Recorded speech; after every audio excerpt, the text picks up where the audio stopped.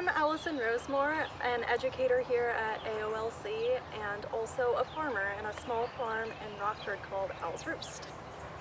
And I'm Randy Mermel. I've been a non-farm educator here at Angelic Organics Learning Center for 13 going on 14 seasons.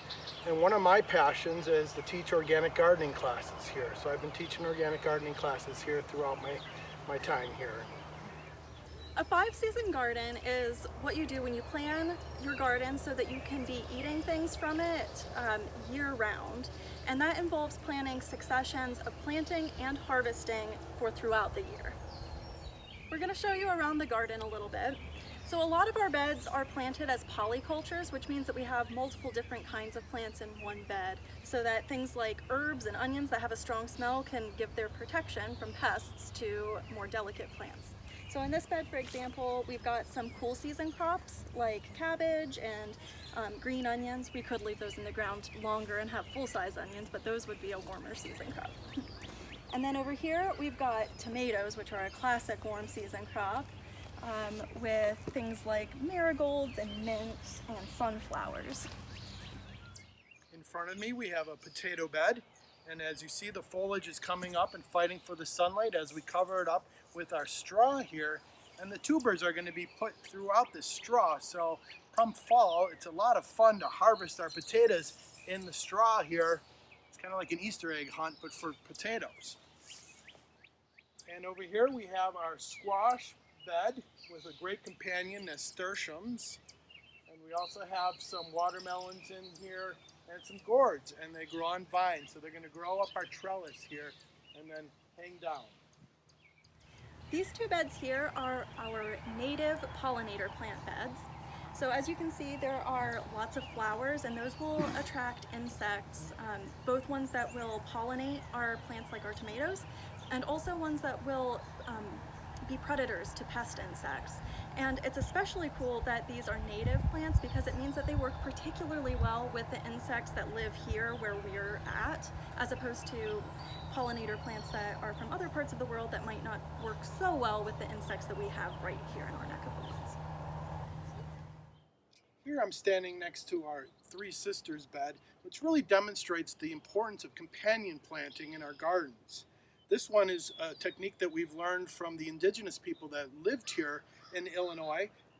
It's growing corn, beans, and squash together as companions. We have our corn here growing, and the beans are going to grow up with the corn and use it as a trellis. And then we have our squash here that with its spines will keep some of those raccoons and other pests we want out of here. It also keeps the soil nice and cool with its broad leaf. The beans also nourish the soil too naturally. We also have, I guess we could say, the fourth sister. We've planted some sunflowers also in here to attract some of those beneficial insects we want in our garden. We also have a perennial bed back here. This is our asparagus that you can see has gone to seed. It's one of my favorite things early on in the first season is to harvest asparagus. We're currently at Angelic Organics Learning Center Lodge, our overnight facility, and we're standing in our north side garden. Here in our north side garden, we have many different techniques of demonstration on gardening. Here where we have some cabbage, kale, and broccoli that we planted early in the spring. We planted these into last year's straw bales. So we've done some straw bale gardening that we've had some great success with. And this is last year's straw bale that's become a bed. We also have been experimenting with great success, as you can see here, in pallet gardening by adding compost in between the slats and growing some beautiful kale. We have beans growing up this cattle panel.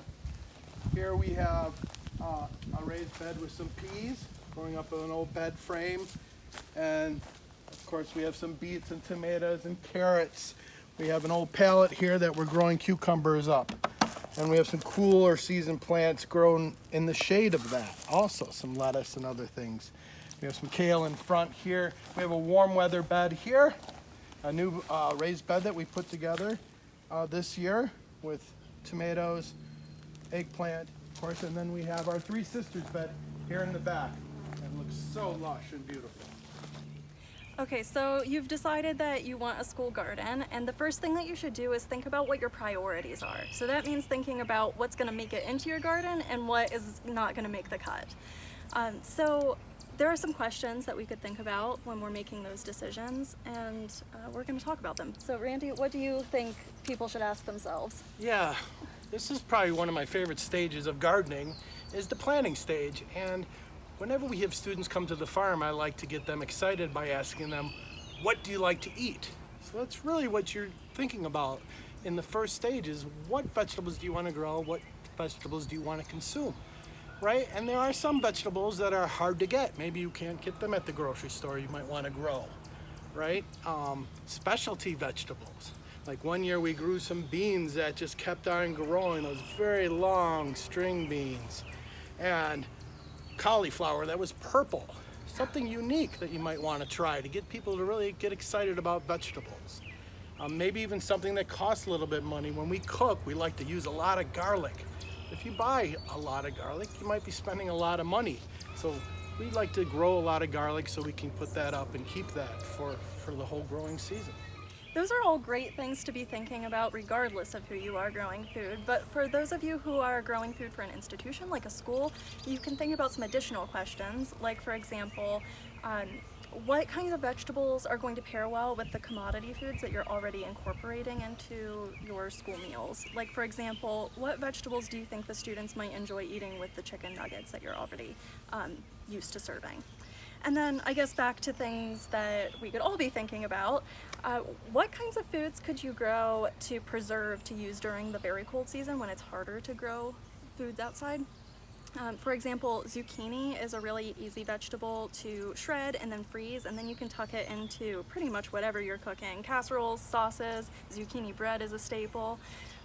So that's one way to get that full year coverage as well.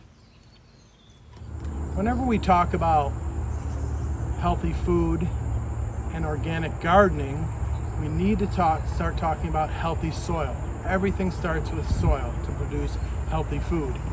And in order to produce healthy soil, we need to know about the concept of compost and how to create compost. This is our compost bin at our house here. And when you do build compost, you need to consider the life of your compost bin.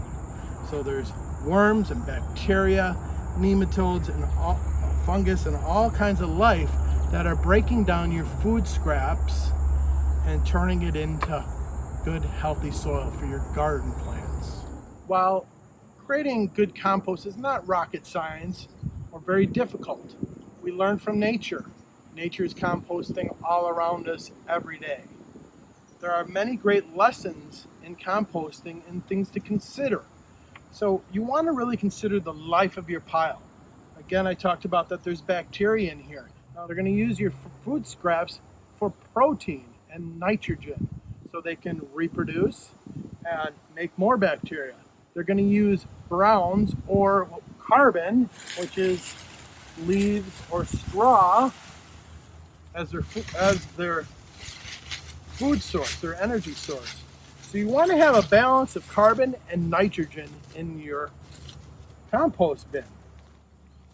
So we're covering up our food scraps that we put in here this morning.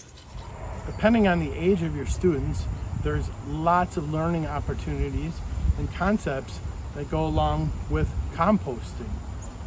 A lot of times with our students, we'll look at the temperature of the pile. A hot pile can get up to 150 degrees Fahrenheit. So we do have these cook-offs. There's also the life of the compost pile that you can really dive into in a biology lesson.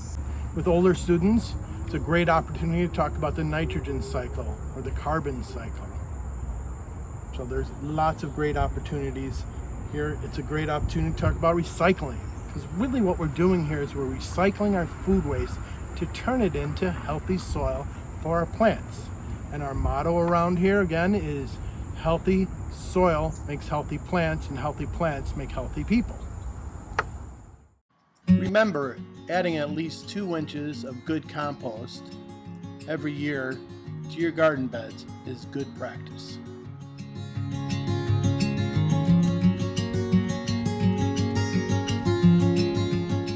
When the seed catalogs start arriving in the mail in late winter, it is time to get excited about your future garden. A good seed catalog can be a very useful garden tool to help you decide which crops and varieties to grow in the garden.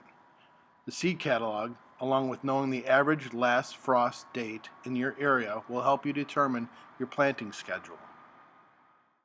What will end as the harvest starts with the seeds, and the seeds start out in one of three places: indoors, in the cold frame, or right in the garden.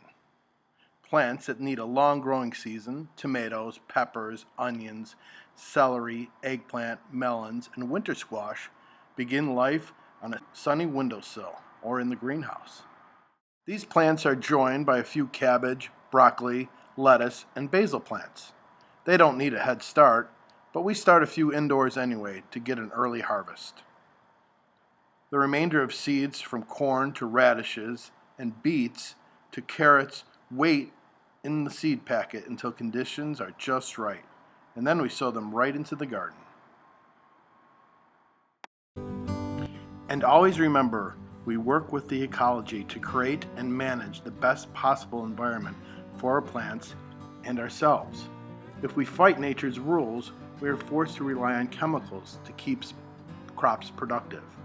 So how you plan your garden, the crop rotations and companion plants you use, your methods of pest and weed control, and especially how you manage your soil, all impact the garden ecology. A little bit ago, we talked about how to plan your garden. In addition to planning your garden, you also need to think about how to plant your garden, which seems really obvious, right? Of course you have to plant your garden, but there's a little bit more involved to it than just throwing seeds in the ground. So some things that you might want to have ready to go when you're planting your garden are your last frost date, your first frost date. So last frost date is in the spring, first frost date in the fall. You'll also benefit from having seed packets on hand, or if you haven't gotten seeds yet, you can also usually get seed catalogs for free from seed companies, and that will have the same kind of information that's on the back of the seed packet as well.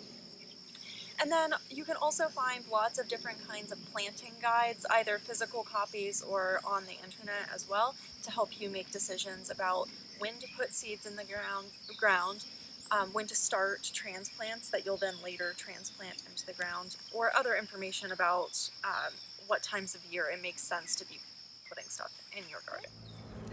It's late June in the garden now, so we're going to harvest some spring crops or season 1 crops. Let's start by looking at the peas here. These ones don't have any peas on them right now, but we can see they do have flowers, so that's something to watch. Those will be ready really soon. Next, we're going to look at the beets. These ones, we can move aside the soil a little bit and see that there are roots on there, and so we can just hold low on the plant and gently wiggle them to pull them out. Yep, that's a nice beet ready to eat. So we'll harvest a few of those.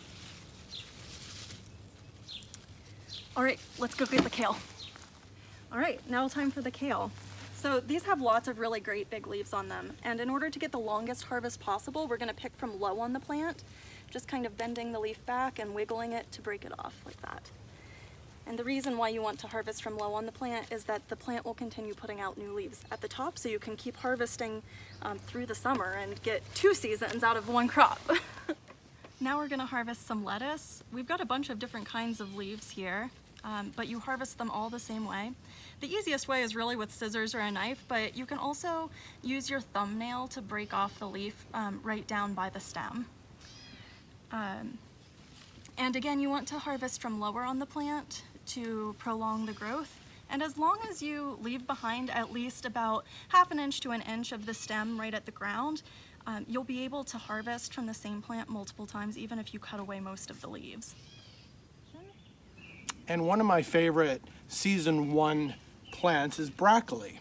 We start this early in the greenhouse, and it's been such a weird summer here. It's been very hot, so some of these plants have gotten delayed. And one of my favorite things about the lodge are these beautiful oak trees. So you do get a lot of shade in this garden. So it really, typically you would have a flowering head on broccoli by now, but it's just beginning to produce the flower part that we like to eat. Here in the second season, the bugs really start to ramp up. So we have these row covers here to protect our crops from pests, so we don't have to use poisons or pesticides to kill them. We have these row covers here that we placed over their specialty greens, but we also use them on plants like eggplants to protect from flea beetles. Now those bugs cannot penetrate to get at our plants, but sunlight, air, and water can all get through to feed our plants and make a help for the environment. The second season is the summer season, and a lot of times when people think of the summer season, they think of June, July, and August, but for the purposes of harvesting vegetables, the second season is actually July, August, September, which is great news for educators because most of the time students aren't in session for June, but they are in session for September, so that means that you can get a lot out of the second season, even though students aren't there over the summer. So for example, a lot of times farmers try to push their summer harvest as early in the year as possible. We're constantly trying to get things ready to harvest as early toward the spring as we can. But for schools, you can take it easy and plant your summer crops later because you don't actually want them to be ready as early as possible in the summer. You want them to be ready kind of late in the summer. So whereas you might think of tomatoes as something that you try to get in the ground in late May or early June, you could give it a couple weeks or plant them as students are winding down for the year, and then they'll be ready to harvest as students are coming back for the next school year. So here we have some cherry tomatoes that are ready to harvest. These were planted almost exactly 2 months ago. They were transplanted out into the garden, and now they're starting to produce pretty heavily. Cherry tomatoes are not only a great snacking vegetable for kids, they're also super easy for kids to harvest. You don't need any tools except for your hands, and there's a really clear signal that they're ready, as opposed to some other vegetables that don't give us a bright red signal that it's time to go ahead and pluck them. And it goes pretty quickly too, so even for younger kids, it's suitable for short attention spans. There's another thing in this bed that's ready to harvest now too, another perfect summer crop, and it's basil. So these leaves, you just pluck off and they're ready to eat right away. One trick that I just learned from a friend is that you can roll up your cherry tomato in a basil leaf, and it's like a little miniature caprese salad right out of the garden. How exciting! Of course, tomatoes aren't the only summer crop. Summer squash is also another really easy to grow summer crop, and it ripens in a pretty short period of time for a fruiting crop, so you can get it in not long before kids come back to school and have a harvest ready for the month of September. So if you have a kitchen available to do some cooking, summer squash can be a great option for you because it's just so versatile in the ways that you can prepare it. It's great roasted, steamed, stir-fried. You can grate it up and add it to breads. The options are pretty much endless, so this is a really prolific and versatile vegetable that you could add to your summer garden, summer harvest repertoire. Another summer crop that we've got here in our garden are these peppers. So these ones here are a snacking variety. We call them snacking because they're a smaller size, like a personal serving size for a kid. And they're not ripe yet. You can eat them in the green stage, but they'll get even sweeter and more delicious if you let them ripen to their yellow, red, or orange stage. We've also got some bell peppers here, which are also great for snacking. They aren't like the cute little individual serving sizes, but these can be sliced up into little sticks and dunked into dips, and I think kids find bell peppers and other snacking peppers to be a really great option for their lunches. So today in this garden here, we are in the beginning of August, which is the second season for harvesting, but it's also the time when we're thinking about what kinds of things we want to plant for the third season or the fall season. Earlier in the year, this bed that I'm sitting next to was planted with beets that we harvested in the first season. Now it's kind of cleared out. There's still some stuff growing in here and we left that be, but it's cleared out and we're going to plant some things for the fall season, the third season now. So I picked out some seeds for us to plant for our third season garden. I chose carrots, cilantro, and parsley. And the reason why I chose these three is because none of them are fruiting crops. Fruiting crops aren't well suited to the fall season because by the time the plant has put out flowers that will become the fruit on the crop, like a tomato or a bean or a pea, the pollinators will have already gone to sleep for the season, so they won't be there to pollinate the crop and you won't get any fruit. So instead we should choose things like leaves and roots for our fall season garden. Carrots, of course, are a big winner because kids usually love carrots, and carrots are particularly good in cold weather because the starches in the root get converted to sugar, so they're extra sweet. I chose parsley and cilantro because in addition to being leaves that are enjoyable to eat, there's a science lesson to be had here. The way that we taste cilantro is very genetic in the sense that some people taste it as being strongly soapy and others don't. So it's an opportunity for kids to come into the garden and not just learn about nature and the act of gardening, but also to learn a science lesson as well. And then parsley for those who do taste it as soapy, to have another option so that they don't have to eat soapy vegetables. So now we can get started planting. Something that we know about planting carrots is that they're slow to germinate. So oftentimes it's also recommended that you co-plant carrots with another thing like cilantro that's faster germinating. So here in the garden, we'll just use our trowel to push 2 parallel trenches into the soil.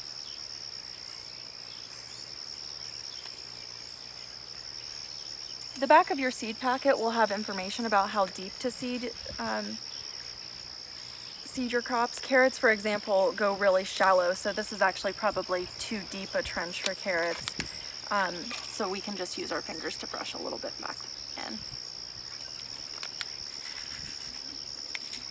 Carrot seeds are really tiny and can be tricky for especially younger students to handle, but it's okay. Your rows don't have to be perfectly spaced or perfectly straight. You can always go back through and thin out seedlings later, or just let them grow in messy rows. That's okay too. So we can plant carrot seeds in one of those trenches and just gently brush a little bit of soil back over. Carrots don't get much of a covering at all.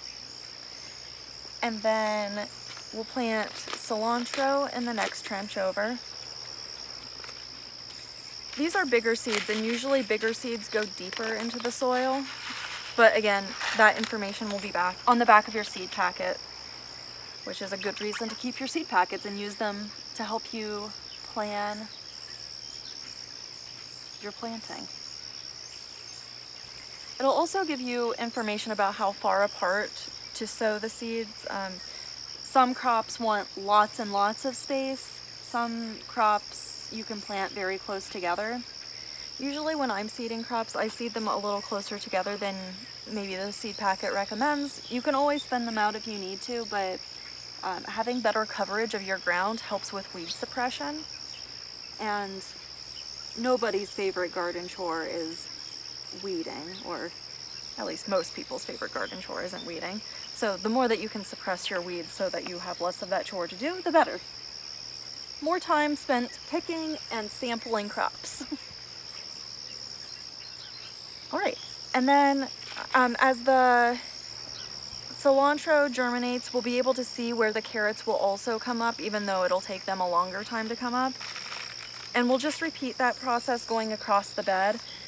And you guessed it, the back of the seed packet has information about how far apart your rows should be. So if you're in doubt about how far to space the rows, refer to your seed packet.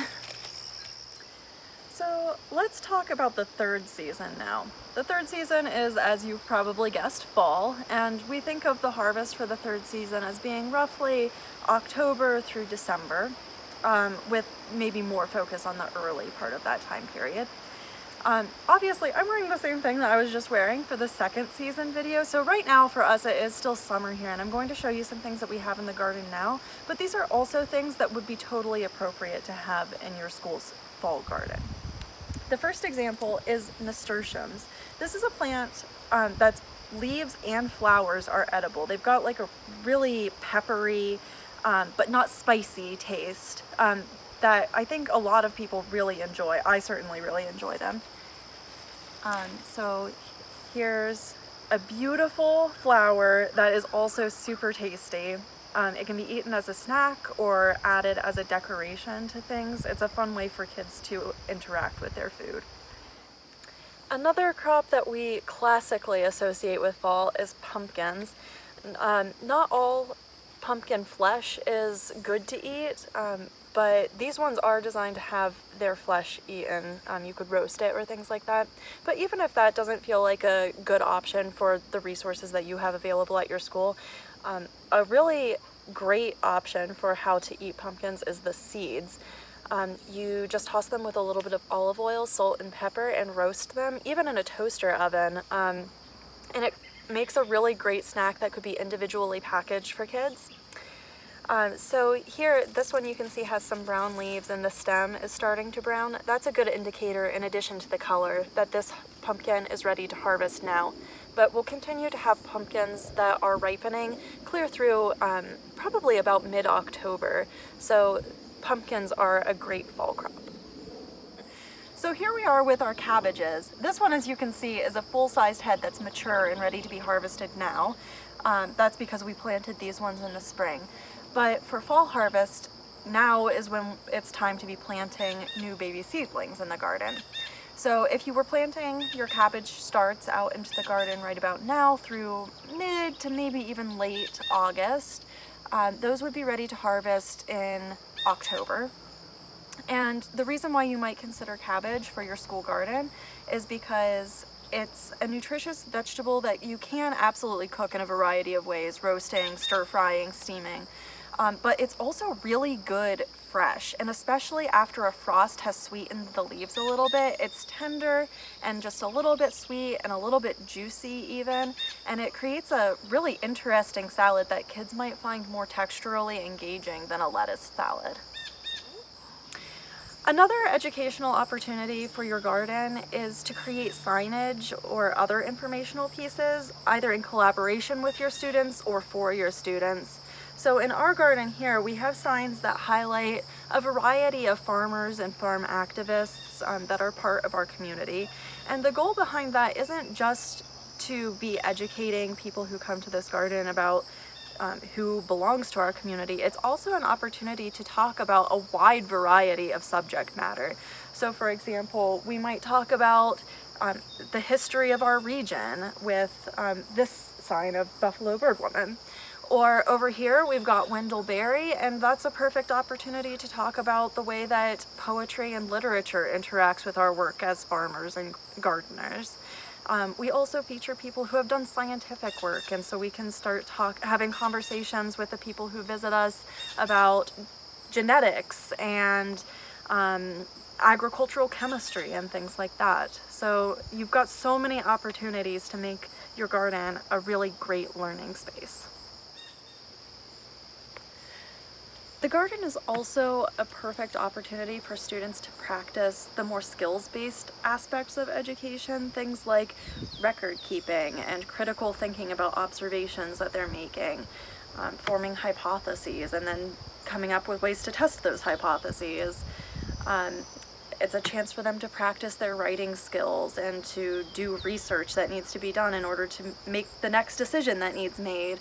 So there are just opportunities all over the place for kids to be learning whatever it is that you're already practicing in the classroom, but just in another context that's maybe more situated in place, an opportunity for them to use their whole selves to learn and not just their mind selves. It's hard to talk compellingly about growing food in the dead of winter when we're currently in August, but I'm going to show you this field of spinach right now so that we can talk a little bit about what your options are for winter. So right now you can see there are these beautiful rows of spinach greens that are just out in the open. You can be growing these same rows of spinach greens in the winter though. All you need to do is put protection over it. So in a previous segment you've seen an example of a low tunnel that you can put over your spinach greens. Another possibility though is that you could even grow your greens indoors. On my farm, for example, we grow microgreens under lights inside during the winter, and you can even, so microgreens are the baby stage of plants before they've gotten their true leaves, but you can even let them grow up to be baby greens with their first true leaves inside under lights. You don't even have to do it outside if that's not accessible to you where you're at. One way we can grow vegetables deep into the fourth season is by utilizing what we call cold frames. You've got your insulation layer here and you're utilizing solar energy to grow vegetables deep into the winter time. These are also great building projects with students. I've done it with several different students in Angelic Organics. And we've utilized some materials that we've recycled, a recycled window here, and some old pieces of wood that we've found at construction sites. So it's a great project, but what I really love about these things is that I can come out here and harvest this salad in February. 3 different types of cold frames that you can utilize. This is one that's above ground. There's also a type that you can build into the ground to create insulation and use, I've seen cinder blocks, I've seen straw bales, utilizing again double thick pieces of glass, and also hoop houses are another way that you can extend the growing season like this.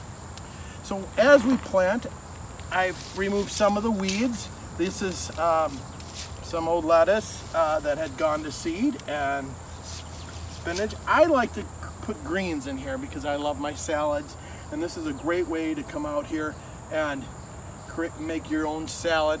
Now I like to orientate this towards the southern exposure to get as much sunlight as possible. Now again, greens don't need as much sunlight. They can tolerate some shade. And with everything that we do in planting, we want to utilize good compost. So this is good compost that we're gonna put at least, and you can see I've been doing this for several years and the soil looks very rich here. The structure is wonderful. Structure has to do with clumpiness, and it really breaks up, providing a great medium for our roots to get down deep and get the nutrients and moisture that they want. Now by adding this wonderful compost that we've created here, we're going to improve the water holding capacity of the soil. We're going to provide many nutrients for the microorganisms that live in here that are going to feed our plants, and it's going to make our soil nice and healthy. I don't need a lot of this today because you can see that it's pretty nice and rich, carbon-rich soil. That's what's giving it the nice dark color here, which is an indication that there's lots of good organic material that has broken down over the years. So I'm just going to put about 1 inch in here of this good compost. Smooth it out. Now right now it's actually mid-August, so what I'm going to do is I'm going to plant some greens that will keep on going through the winter time. A lot of times I do this in September or October, but since we utilized all the vegetables in this cold frame, it's time to replant. So we've got a good inch of compost down here, and whenever I talk about gardening, I have to emphasize compost, because the garden of your dreams runs right through a compost pile. So learn about compost, and there's so many benefits to it. We're gonna go ahead and plant some kale, which I love kale. I love turning students onto kale. I had a smoothie this morning that was half loaded, half kale. So many nutrients in that, and so the seeds are very tiny. So I know that kale and all the information you need to know about planting your seeds are on the back of your seed packets. Depth, 1/4 of an inch. That's very, very shallow depth, right? So I just made a thin little line. You can use your finger even here, and then just start spreading your seeds lightly across that line that you've created. We want to create diversity in our beds, right? We always talk about how we want to mimic nature on our farm and in our garden. So I'm creating a little bit of diversity here. I'm not doing a monocrop of just kale. I'm going to mix it up a little bit with some yummy spinach, another wonderful food that goes great in smoothies and salads. And this goes down a little bit deeper, so it says 1/2 inch. Spinach seeds are a little bit have a little bit bigger diameter to them, and all I need to do is make a little row here with my finger to plant. I love doing this with students. This is a great opportunity to really talk about ecology, sustainability, eating healthy. There's so many lessons in gardening. And so this is a mini greenhouse. It's a beautiful day, so we're going to keep it open. But as temperatures start to drop in September and October, we do have this lid that closes nice and firm. And again, this is angled towards the southern exposure for as much solar energy as you possibly can get. We also have a lot of critters around here. We have some chickens, so I had to build some protection as the plants start to sprout and grow. I have a little mesh that I can put over the top to keep some chipmunks out and to keep our chickens from eating our tasty greens. So that might be something that you might need to consider also. Not always necessary. In addition to talking about how important it is to grow your food organically to protect the soil, we also talk a lot about the importance of eating locally, which means eating from food sources that are in your community or surrounding area. Anybody that's eaten a tomato right off the vine can attest to the taste of fresh vegetables and fruit. There's also a healthy reason. Vegetables are shipped from other parts of the country. The nutrition content goes down as time goes on. So the sooner something is eaten, the healthier it is for you. Also, knowledge is important, to know where your food comes from. Knowledge is power, right? It's also fun to go to different places, to go to farms, farmer market. I have a lot of enjoyment just going to a farmer's market and walking through and talking and meeting to the different farmers and learning from them. I think, though, one of the most important reasons is to reduce your carbon footprint. Most of our vegetables are coming from places like Argentina, California, at least 2,000 miles away. So if you're eating more locally, you're reducing and you're actually preserving and protecting the environment. You're also supporting farms and a local community of people working together. So there's many benefits to working together and learning about where your food is coming from. So whether it's growing your own food, going to a farmer's market, or going to some local farm, local eating is the way to go. This concludes our walkthrough and discussion of 4-season gardening. We hope you will be encouraged to try out gardening for all seasons on your school site. It is fine to start off with a small space and a simple design. As you plan, remember to consider the fifth season, preservation, in your model. Preservation methods make it possible to eat locally during the winter months. Check out the information to follow regarding preservation.